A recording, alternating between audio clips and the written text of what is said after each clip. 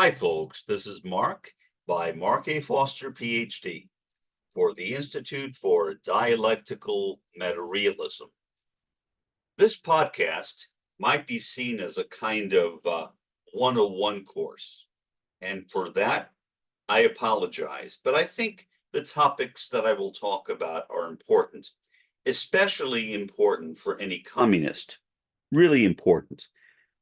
Communists need to understand what is the difference between imperialism and globalization. Certainly, they are related, but they're not exactly the same either. So let's start with definitions. We'll begin with globalization and then go on to imperialism. Globalization is global capitalism. Global capitalism started in the late 19th century with the shipping industry. That is when capitalism became global. All of a sudden, the world, much of the world, became a single market. And a company could take its goods and transport them throughout the world and sell them and make a profit. So that is when globalization started in the late 19th century, and the major vehicle was shipping. Conspiracy theorists on the far right have a rather odd view of globalization. They use the term NWO. That seems to me, although I could be wrong, to be an indication that either they don't understand what globalization is in the way in which it's used academically or in politics, or they're so committed to their own definition that they really don't care about competing definitions. But as an academic, I care about definitions, and I try to use words in a consistent and fair way. So, NWO, a term used persistently by the far right, short for New World Order. Now, to people on the far right, the establishment of the NWO is a conspiracy. I remember the presidency of George H.W. Bush. I guess that's because I'm kind of old. Otherwise, I would not remember it so well. But I vividly remember the presidency of George H.W. Bush. For that matter, I remember the presidency of Jack Kennedy. But let's talk about George H.W. Bush. In one of his speeches, he talked about the New World Order. Many right-wingers immediately seized on that. Either they didn't understand what Bush was talking about, or they didn't care. Their idea of what a New World Order referred to was not at all the same as what George H.W. Bush was referring to. First, what did George H.W. Bush talk about?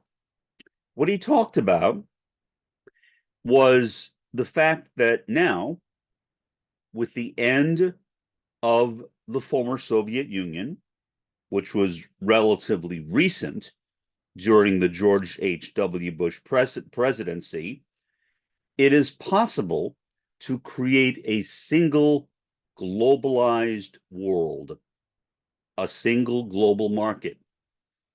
Was that possible during the Cold War? To an extent, but not entirely, because you had two competing superpowers. You had the US with NATO, and you had the Soviet Union with the Warsaw Pact. And that created a kind of competitive environment. So you had many nations around the world who aligned themselves with either the Soviet Union or the United States, and then you had some countries which were non-aligned. That was basically the way in which globalization worked prior to the end of the former Soviet Union. With the end of that Soviet Union, now all of a sudden, it was possible to have a single unified global market. And that is what George H.W. Bush was referring to. He was not talking about some weird conspiracy theory. He was talking about the facts on the ground. George H.W. Bush is a capitalist. Most American presidents are capitalists. Maybe all American presidents are capitalists. And if you are a capitalist, then you're happy to see your side win. By win, meaning make more money.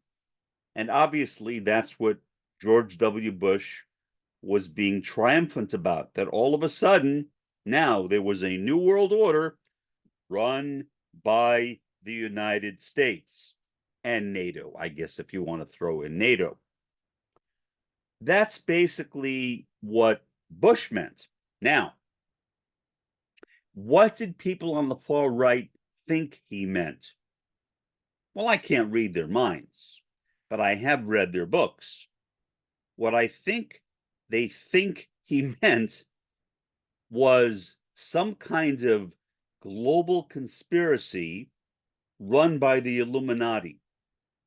Because I would very commonly read discussions of the Illuminati whenever the NWO was talked about.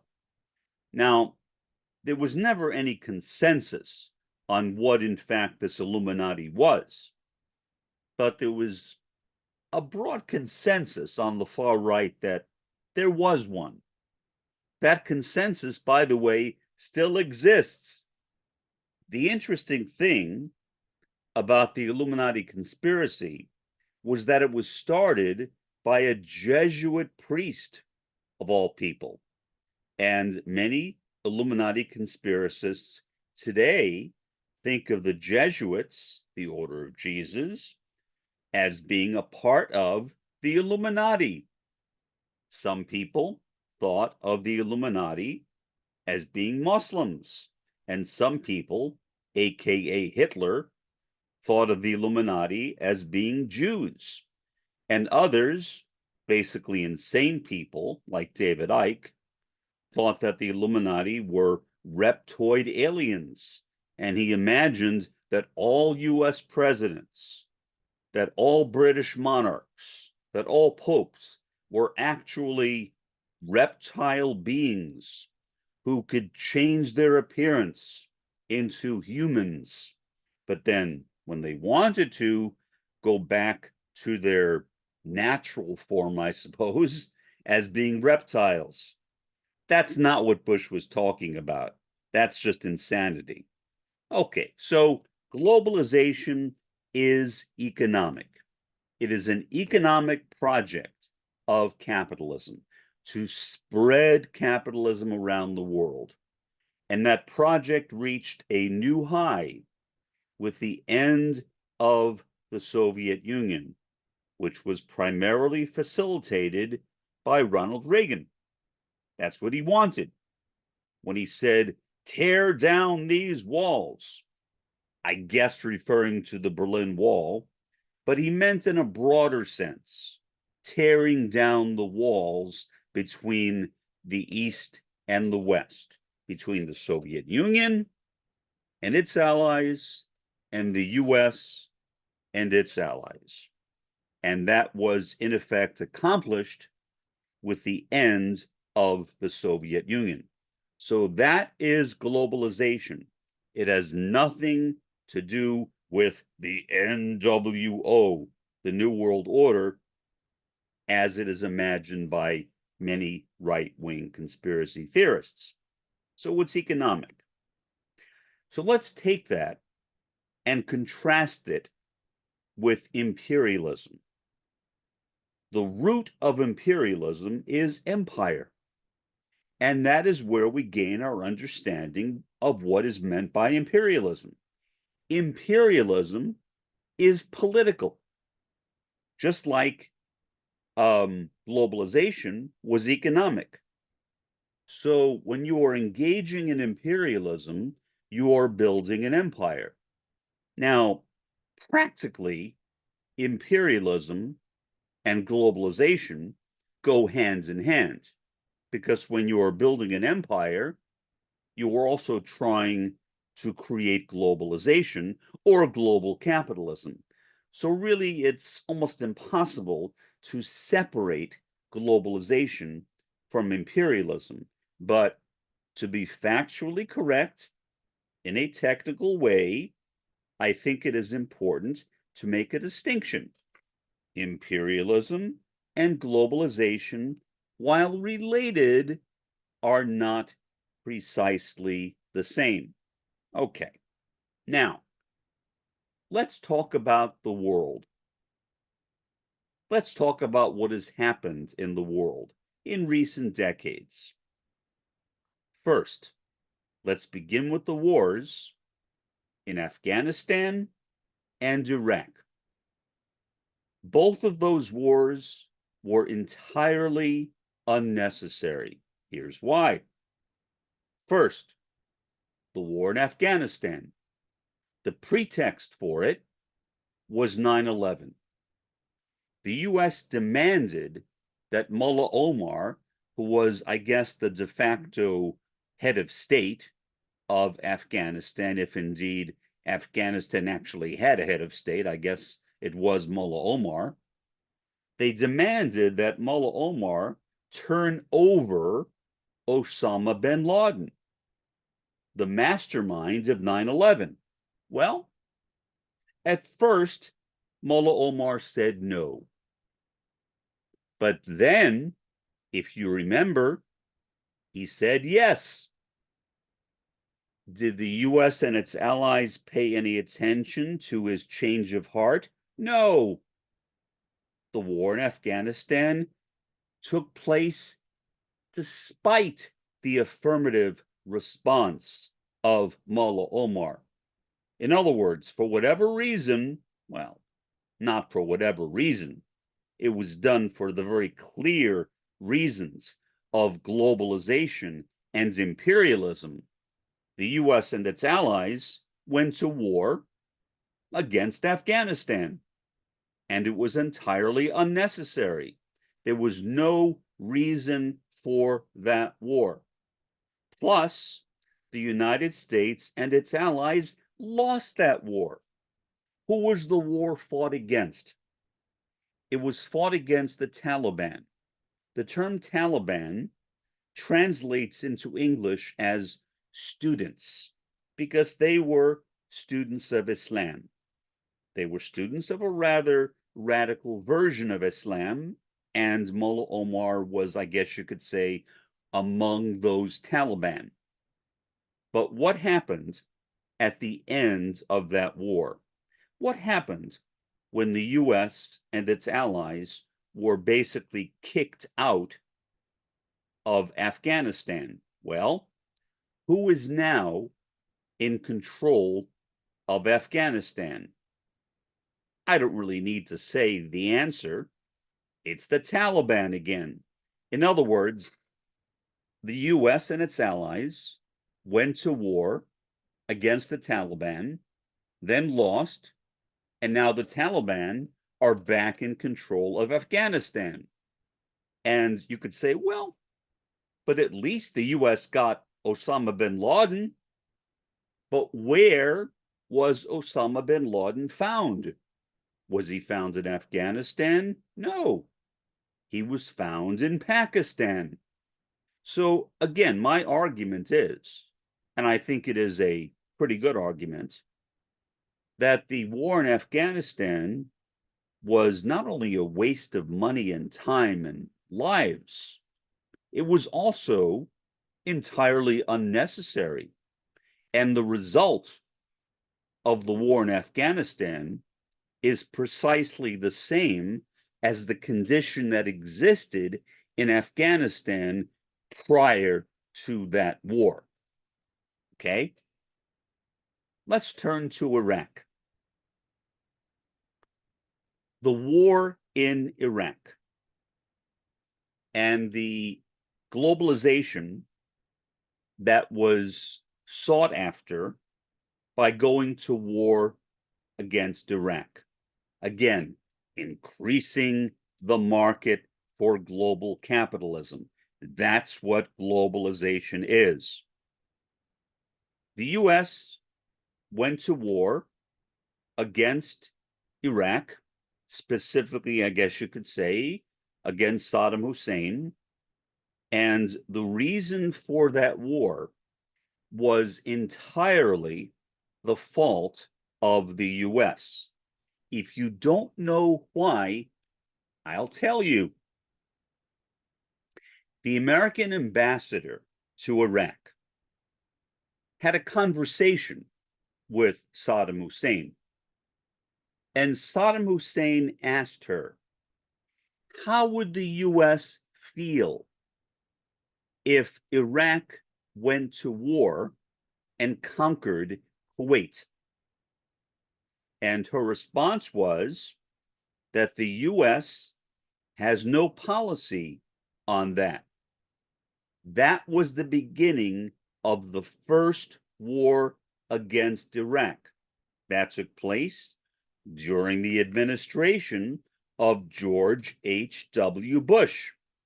And so there was the first Iraq War, which was successful, which drove Iraq out of Kuwait. Okay, the United States and its allies basically won that war. What about the second war in Iraq? Well, arguably, that war was fought by George H.W. Bush's son, George W. Bush, as he is commonly known, W, as a kind of, I guess, vengeance maybe against Saddam Hussein. And the claim was, incorrectly, that somehow, magically, Iraq was involved in 9/11, that Iraq possessed weapons of mass destruction. I watched former Secretary of State Colin Powell give a speech before the UN Security Council, and he claimed to produce evidence, recordings of Iraqis talking about weapons of mass destruction that were in Iraq. As it turned out, Colin Powell was being used, and he did not like that very much, as people found out later on. He was very angry at the entire Bush administration. I should say the entire George W. Bush administration, for misleading him, because they basically embarrassed him. They made him stand before the UN Security Council and make a claim which simply was not true. Now, I don't know who knew and who did not know that Iraq did not possess weapons of mass destruction, but clearly Colin Powell did not know. But he accepted whatever intelligence was given to him, even though it was erroneous intelligence. If you remember that time, France said, no, we have no evidence that Iraq possesses weapons of mass destruction. There was a member of Congress in the US whose name escapes me, who got really angry at France. And he went to the congressional cafeteria and demanded that French fries be changed to freedom fries, which they were. Later, when it became apparent that Iraq did not possess weapons of mass destruction, at least the guy had some integrity, and he apologized to France. So, the idea of globalization is economic expansionism, capitalist economic expansionism. And since the end of the Soviet Union, since the end of the Warsaw Pact, we have seen that economic expansionism accelerate. And that is what everyone expected, at least everyone with some knowledge of foreign policy. And they were right. The US is now arguably the sole superpower in the world. We dominate the world economically, and we basically call the shots. Now, some of our calls have arguably been not particularly good, like with Afghanistan and Iraq. I mean, after all, Afghanistan is now back under the control of the Taliban, and Iraq is now in alliance with Iran. And Iran doesn't have the best relations with the United States. So I think you could argue that both the second war in Iraq and the war in Afghanistan were failed wars. Failed wars. Both of them obviously were fought for economic gain, but I think both of them were more unsuccessful than successful. Now, let's go on to imperialism. Imperialism is related to the word empire, empire building. And empire building is what the West, and previously the Soviet Union, was committed to and has been committed to for a long time. Part of the reason, maybe the entire reason, why the US went into Ukraine was to make Ukraine a part of the empire. Putin was very unhappy about that. Why? Well, there was a handshake agreement between the West and the East that the West would not go into any country that was formerly a part of either the Soviet Union or the Warsaw Pact. I think that Russia made a bad choice. They really should have insisted on a treaty. In fact, I don't know why they did not. That seems like a very foolish decision to me, but they made that decision. And so, without a treaty, the US and its allies went and overturned the existing government in Ukraine, which was supportive of Russia.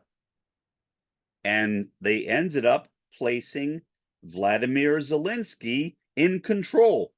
Now, initially, they were not too happy that Zelensky became the one in control, but in the end, they were happy enough with him. And they developed a close relationship with Zelensky. I guess they thought, well, Zelensky is better than nothing. And so now the US and its allies have a pretty good relationship with Zelensky. But what were the consequences? What were the consequences of the US and its allies doing what it did, lying to Russia? Russia got pissed off.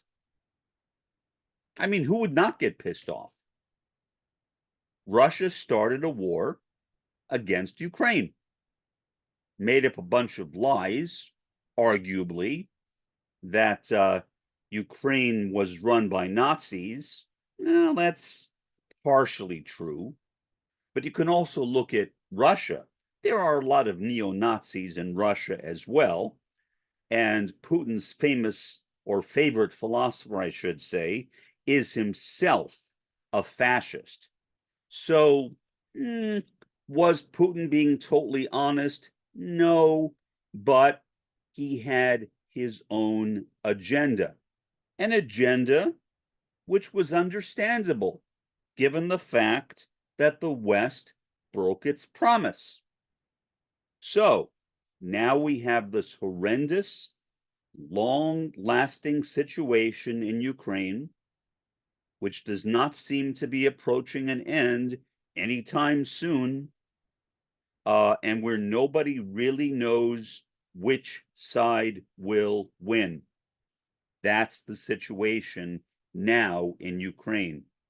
It is a tragic situation for the people in Ukraine, many of whom have left the country, for example, to Poland and to Hungary, and for many of the Russian families who have lost their children as soldiers going into Ukraine in tanks.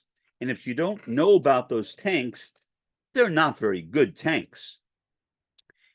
There are typically 3 people in a Russian tank, and those tanks are not very secure.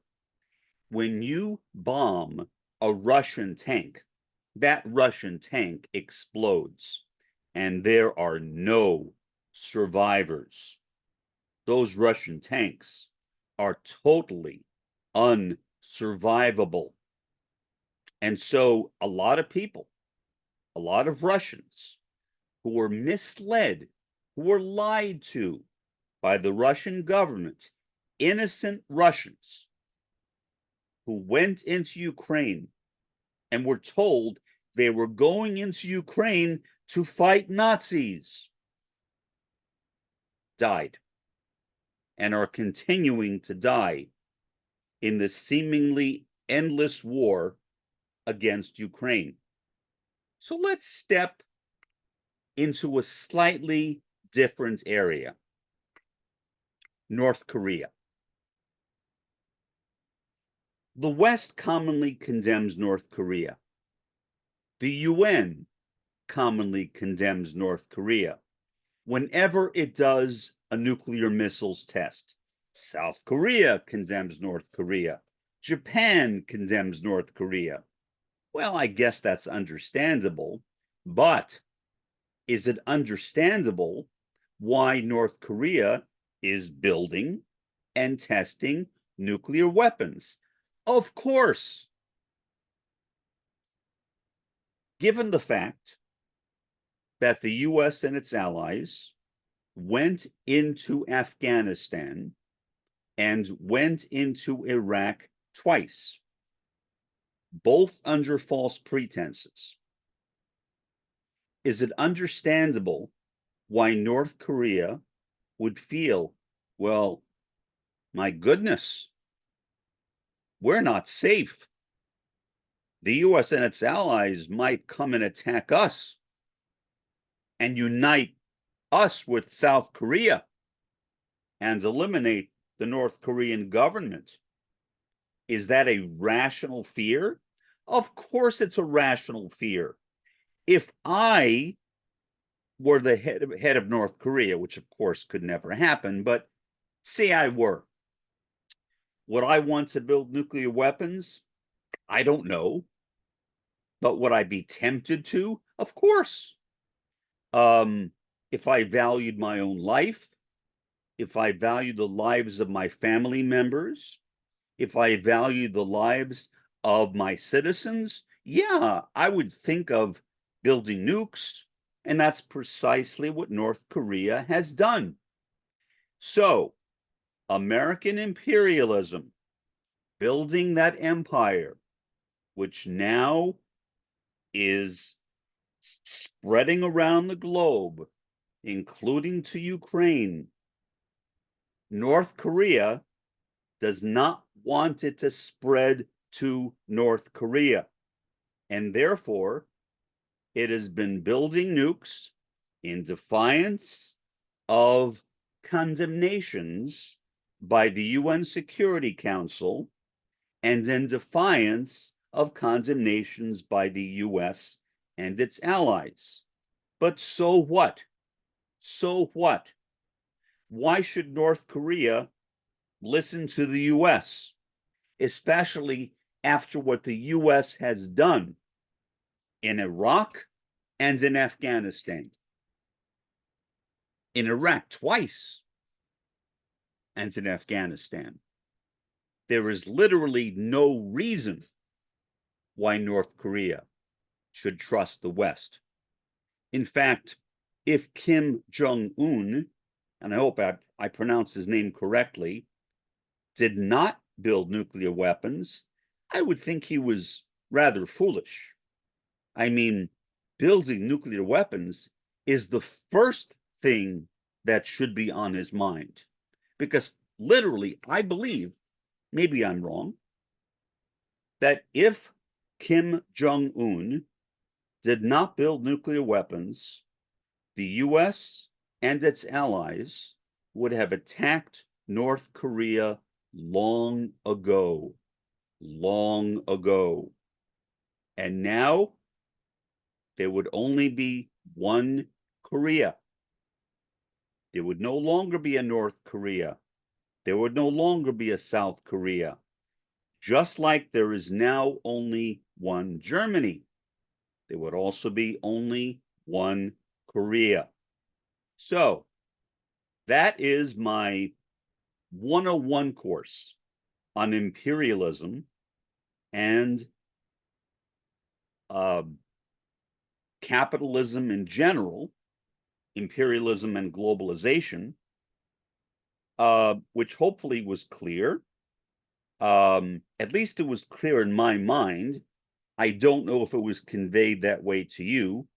I will go back and listen to it to make sure that it was at least relatively clear before I upload it to YouTube, which is what I generally do. So for the time being, this has been Mark by Mark A. Foster, Ph.D.